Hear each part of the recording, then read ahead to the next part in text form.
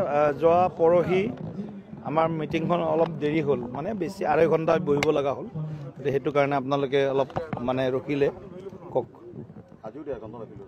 নাই আজি 1.5 ঘণ্টা আমি 11টা বজাত সময় আছে আমাৰ 11টা বজাত কক গোটেই ৰাজ্যজুৰি আমি সাংগঠনিকভাৱে বুথৰ পৰা আৰম্ভ কৰি সৰ্বস্তৰত ভাৰতীয় জনতা পাৰ্টিৰ কাৰ্যকৰ্তাসকলক আগন্তুক যি আমাৰ বিধানসভাৰ নিৰ্বাচন এই নিৰ্বাচনৰ বাবে প্ৰস্তুতি চলোৱাৰ কাৰণে আৰু সাংগঠনিক দিশটোৰ পৰ্যালোচনা কৰাৰ বাবে জিলাই জিলাই আমি এনেকুৱা বিশেষ সাংগঠনিক সভাৰ আয়োজন কৰিছোঁ আমাৰ মনত শোক আছে দুখ আছে কিন্তু তাৰ ওপৰতো আমি গোটেই কাৰ্যসূচীবিলাকো গ্ৰহণ কৰিছোঁ আমাৰ প্ৰাণৰ শিল্পী জুবিন গাৰ্গ ডাঙৰীয়াৰ যি অসাময়িক আকস্মিক আৰু ৰহস্যজনক যি মৃত্যু এই মৃত্যুৰ ইতিমধ্যে তদন্ত প্ৰক্ৰিয়া চলিছে গতিকে আমি বিজেপিৰ প্ৰতিগৰাকী কাৰ্যকৰ্তাই মনে প্ৰাণে বিচাৰিছোঁ যে এখন পানী নহৰাকা এখন চাৰ্জশ্বিট SITয়ে ন্যায়ালয়ত দাখিল কৰক যাতে কোনো দোষী ইয়াৰ পৰা হাৰি যাব নোৱাৰে আৰু দৃষ্টান্তমূলক আৰু কঠোৰ শাস্তি যাতে সেইসকলে পায় আৰু জুবিন দাক যাতে ন্যায় দিব পাৰে এই কথাটোত আমি সকলো কাৰ্যকৰ্তা দলৰ এইটো আহ্বান দলৰ এইটো দাবী ভাৰতীয় জনতা পাৰ্টিৰ কাৰ্যকৰ্তাসকলৰ চাওক এতিয়া আমাৰ দুটা তদন্ত এটাটো হ'ল SIT আনটো হ'ল জুডিচিয়েল কমিশ্যন ন্যায়িক আয়োগ আৰু এইফালে আমি আৰু এটা আৰম্ভ কৰিছে ইতিমধ্যে যে ফাষ্ট ট্ৰেক আদালতত ইয়াৰ বিচাৰ হ'ব লাগে ফাষ্ট ট্ৰেক আদালত মহামান্য উচ্চ ন্যায়ালয়ে এইটো গঠন কৰিব আৰু সোনকালে বিচাৰ প্ৰক্ৰিয়াটো ফাষ্ট ট্ৰেকলৈকে হস্তান্তৰ কৰিব সেইটো আমাৰ সকলোৰে দাবী আছে অতি শীঘ্ৰে মহামান্য ন্যায়ালয়ে এই ফাষ্ট ট্ৰেক আদালত গঠন কৰক আৰু এই সন্দৰ্ভত যি ন্যায় প্ৰক্ৰিয়া তাক অতি ক্ষীপ্ৰ কৰক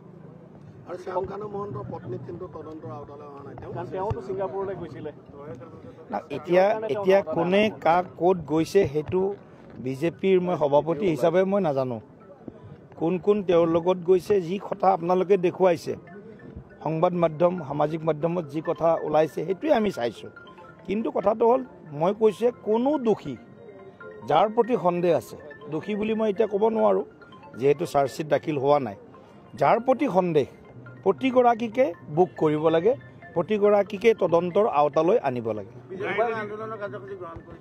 আন্দোলন নহয় এইটো আমি জুবিনদাৰ অনুৰাগী ময়ো জুবিনদাৰ অনুৰাগী মই জুবিন হ'ব নোৱাৰোঁ বা আপুনিও জুবিন হ'ব নোৱাৰে আমি সকলো জুবিনদাৰ অনুৰাগী গতিকে জুবিনদাৰ অনুৰাগী হিচাপে জুবিনদাই ন্যায় পোৱাটো আমি হিয়াৰ পৰা বিচাৰিছোঁ আৰু জুবিনদাৰ ৰহস্যজনক মৃত্যুত এতিয়া ৰহস্যজনক বুলিয়ে কৈছোঁ গতিকে ৰহস্যজনক মৃত্যুত পৰোক্ষ প্ৰত্যক্ষভাৱে যিসকল ইয়াত জড়িত হৈ আছিল বা প্ৰমাণ ওলাব তেওঁলোকে কঠোৰতম আকৌ এবাৰ কৈছোঁ দৃষ্টান্তমূলক তেওঁলোকে শাস্তি পাব লাগে এইটো বিজেপিৰ প্ৰতিগৰাকী কাৰ্যকৰ্তাৰ আবেদন মনৰ ইচ্ছা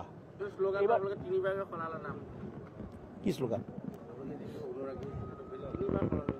তিনিবাৰ সলনি কৰা নাই আপোনালোকে বস্তুটো যিহেতু ইণ্টাৰপ্ৰিটেশ্যন বদলাই দিলে ময়ো জুবিন আমিও জুবিন মানে কোনো জুবিন হ'ব নোৱাৰে আপুনিও ক'লে জুবিন হ'ব নোৱাৰে মই ক'লেও মই জুবিন হ'ব নোৱাৰোঁ মই জুবিন মানে মই জুবিন অনুৰাগী আমি জুবিন মানে আমি জুবিনৰ অনুৰাগী স্পিৰিট ইজ ডেট কিন্তু যেতিয়া নেৰেটিভটো আপোনালোকে বেলেগ ধৰণে ইণ্টাৰপ্ৰেট কৰিলে আপোনালোক বুলি মই সকলোকে ক'ব খোজা নাই এছামে যেতিয়া নেৰেটিভটো বেলেগ ধৰণে কৰিলে তেতিয়া আকৌ সহজভাৱে ৰাইজে বুজা কয় আমি কৈ দিলোঁ যে ময়ো জুবিন অনুৰাগী আমিও জুবিন অনুৰাগী ইয়াৰ পিছততো কোনো সলনি হোৱা নাই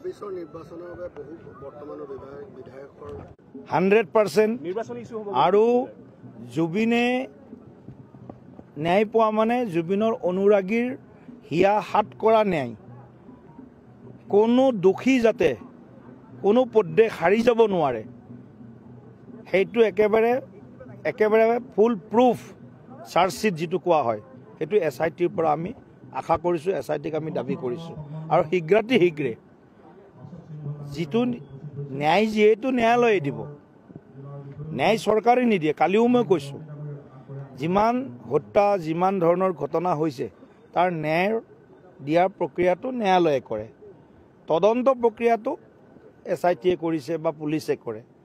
এয়া ৰাজীৱ গান্ধীৰ ক্ষেত্ৰতো একে, ইন্দিৰা গান্ধীৰ ক্ষেত্ৰতো একে। কিন্তু জুবিন দাই এটা অসাময়িক ৰহস্যজনক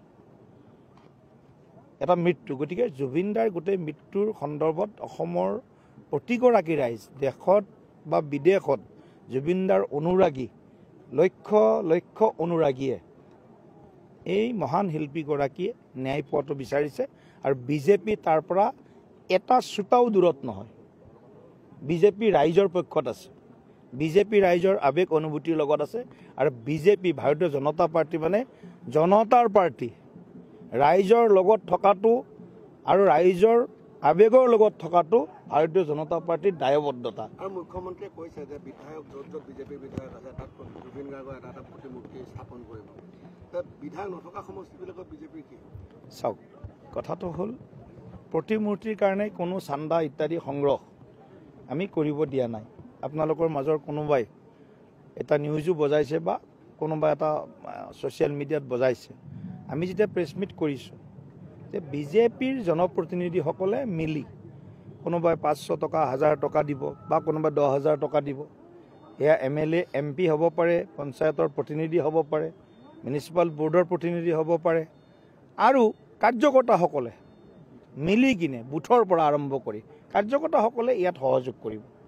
গতিকে ক'ৰবাত হয়তো ডাঙৰকৈ মূৰ্তি বনাব, আৰু কোনোবা যদি ৰাইজে কয় যে আমি এই মূৰ্তিটো বনাওঁতে ৰাইজেও সহায় কৰিব, তেতিয়া মই কথাটো কৈছিলোঁ ইচ্ছাই ৰাইজে, কিন্তু চান্দা বহি তুলি এপিল কৰি ৰাইজৰ ওচৰত বিজেপিয়ে কোনো চান্দা তুলিব নাযায়। এই কথাটো স্পষ্ট কৰি আজি বজাব বুলি মই বিনম্ৰতাৰে আপোনালোকৰ ওচৰত অনুৰোধ জনাইছোঁ। নহ'লে নেৰেটিভটো আপোনালোকে কাটি কাটি দেখাই থাকে, এতিয়া কাটি কাটি দেখালে আচল কথাটো নোলাই গৈ যিটো কথাৰে আপোনালোকৰ অলপ লাভ হয় সেইটো কথা বজায়। আপোনালোক বুলি মই চবৰে কথা কোৱা নাই, আকৌ এবাৰ ক্লিয়াৰ কাট কৰি দিছোঁ। একাংশ এই কথাটো, কাৰণ জুবিন দাই ন্যায় পোৱাটো আপোনালোকেও বিচাৰে, আপুনিও বিচাৰে, আমিও বিচাৰোঁ। ইয়াত কিবা আৰু ছেকেণ্ড থট, দ্বিতীয় চিন্তা আছে নেকি?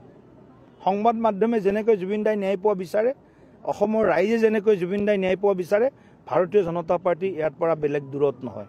ভাৰতীয় জনতা পাৰ্টিয়েও জুবিন দাই ন্যায় পোৱাটো মনে প্ৰাণে বিচাৰে, আৰু জুবিন দাই ন্যায় পাবই লাগিব। ধন্যবাদ।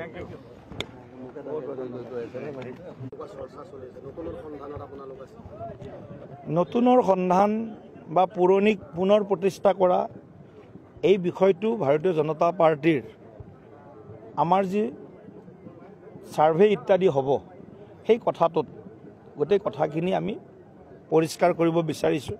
ইতিমধ্যে এটা পৰ্যায়ত আমাৰ ছাৰ্ভে হৈছে, তাৰ প্ৰতিবেদন সোনকালে আমি পাম। ছাৰ্ভেৰ বিভিন্ন ধৰণৰ বিষয় আছে, গোটেইবিলাক বিষয় ব্যক্তি হিচাপে, সংগঠন হিচাপে, অন্য আৰু বিভিন্ন দিশ আছে। গতিকে সকলো দিশ আমি অধ্যয়ন কৰি আছোঁ, আৰু নিশ্চিতভাৱে যাৰ জনতাৰ লগত সম্পৰ্ক ভাল, যিয়ে জনতাৰ হৈ কাম কৰি আছে, যিয়ে যাক ৰাইজে বিচাৰিব, সেইজনাৰ কোনো চিন্তা কৰিবৰ প্ৰয়োজন নাই। যদি ক'ৰবাত কিবা নিজে অনুভৱ কৰি আছে, মোৰ এইখন পঞ্চায়তত দুৰ্বলতা আছে, মোৰ এইটো কমিউনিটিত ক'ৰবাত দুৰ্বলতা আছে, তেতিয়াহ'লে তেওঁলোকৰ হাতত অলপ সময় আছে, এইখিনি ঠিক কৰি ল'ব। এতিয়া গোটেই কথাবিলাক আমি চাওক, আমি 5 বছৰৰ কাৰণে মিত্ৰতা কৰিছোঁ, 21ৰ পৰা 25লৈকে। এতিয়া 26ত মিত্ৰতাৰ কথাটো আমি আমাৰ 2টা দল বা 3টা দল বা 4টা দল NDA হিচাপে আমি বহিম, আলোচনা কৰিম। গতিকে ইয়াত তেজপুৰৰ কথাও নাহে, ৰহাৰ কথাও নাহে, অকল বা নাই বহিম আমি। নাহেতো আপোনালোকৰ নেৰেটিভ, আপুনি নেৰেটিভটো কৰিব বিচাৰিছে নাহে বুলি। মিত্ৰতাত আমাৰ চলি আছে, আৰু যথাসম্ভৱ আমি মিত্ৰতাৰে NDA হিচাপে আমি 26ত নিৰ্বাচন খেলিম। চাই লওঁ এতিয়া গোটেই কথাবিলাক। UPPL বৰ্তমানো আমাৰ লগতে আছে, এনেকুৱা নহয় UPPL বাহিৰ হৈছে বা আমি বাহিৰ কৰিছোঁ। আমাৰ লগত NDA হিচাপে আছে। আমাৰ লগত আৰু এটা নতুন দল যোগ হ'ল চৰকাৰত, সেইটো দল হ'ল BPF দল। তেওঁলোকৰ এগৰাকী মন্ত্ৰী শপত গ্ৰহণ কৰিলে। গতিকে গোটেই কথাটো আমি সকলোকে বিচাৰোঁ যে অসমখনৰ স্বাৰ্থত, অসমৰ উন্নয়নৰ পক্ষত, শান্তিৰ পক্ষত এনেকুৱা ধৰণে ৰাইজৰ হৈ কাম কৰা, অসমৰ হৈ চিন্তা কৰা এই আমাৰ NDA দল যিকেইটা আছোঁ আমি একেলগে, গোটেইকেইটা আমি একেলগে থকাটো আমি বিচাৰোঁ। কিন্তু 26ৰ পৰা 31লৈ কি হ'ব সেইটো এতিয়া আমি আমাৰ দলৰ মজিয়াত বা NDA হিচাপে আমি আলোচনা কৰিবলৈ বাকী আছে।